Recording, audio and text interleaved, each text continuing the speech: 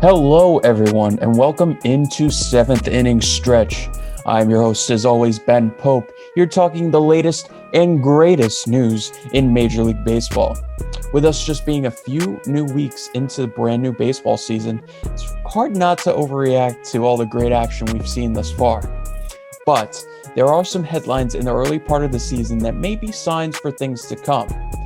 With this in mind, I decided I should tackle some of these headlines with a little game I like to call Fair or Foul. Basically, I'm going to be covering a few headlines, both team and player related, and tell you folks on whether I think they're going to be fair and look to continue all season, or foul. They're just a simple overreaction. Let's start off with one of the bigger stories thus far, the Boston Red Sox. As of recording, they have a 9-game winning streak and are in first place in the American League East. They have had great production across the lineup, getting key contributions from a revitalized JD Martinez and a slugger in Rafael Devers, who recently had 4 straight games with a home run. The question is, are the Red Sox really one of the best teams in the American League? I say foul. Foul ball! While the Sox have had great pitching during their streak, the question marks surrounding their bullpen and back end of the rotation still concern me. If the Sox are going to keep their pitching solid up until the trade deadline, they may be able to make some moves to help boost their staff. Also, keep in mind that Tanner Houck is still available in the minor leagues and that ace Chris Sale looks to return sometime before the All-Star break. Next up, I have a rookie duo that has been putting their names on full display thus far in Akil Baddoo of the Detroit Tigers and Yermin Mercedes of the Chicago White Sox. Baddoo has shown some real tools in his first cup of coffee with Detroit, coming through the Rule 5 draft from Minnesota. Baddoo has a .370 average and 4 home runs thus far in 2021 and has been Detroit's best hitter. As for Yermin Mercedes, he is a lifelong minor leaguer who got his chance when Eloy Jimenez tore his pectoral and opened up a spot on the White Sox roster. Mercedes has taken full advantage with a .500 batting average, 3 home runs, and an 8-for-8 start to his season.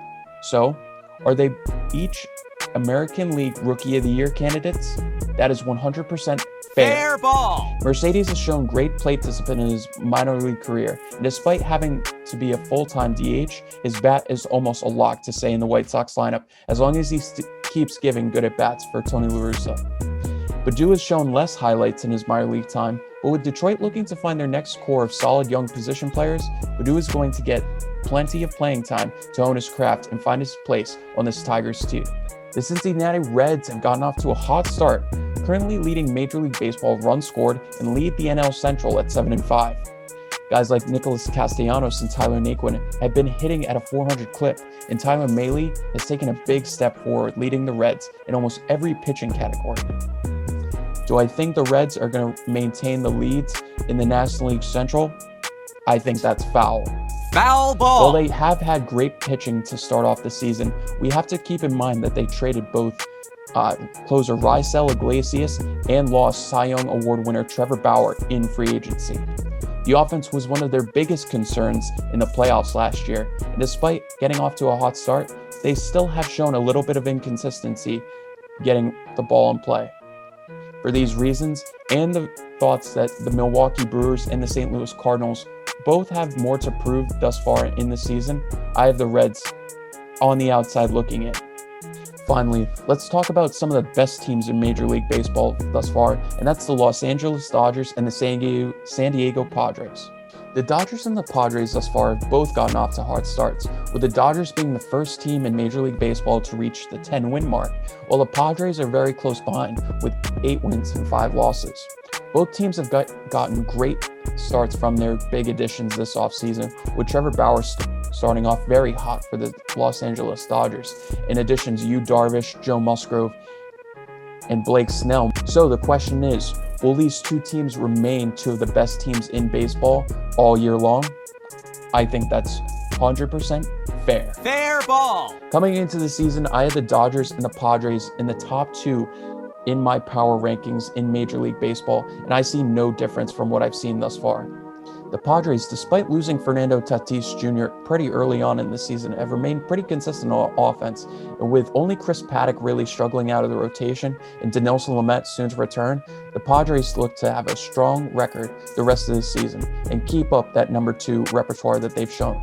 However, the Dodgers still remain the top class of the National League and of Major League Baseball, and I have them as the number 1 team. They've shown it thus far with a 10-2 record and their offense being clicking on all cylinders despite the missing time of Mookie Betts and Cody Bellinger. The rotation has been unbelievable thus far and looks to even carry this team even further into the playoffs, just like last season. Well, that is it for today's episode of 7th Inning Stretch. Hope you guys enjoyed the new segment here, and hopefully we can do more of these cool little segments from now on during our episodes here online in the online segment. So thank you guys for listening in, and thank you guys for joining me once again. I am Ben Pope, and Josh, play me out.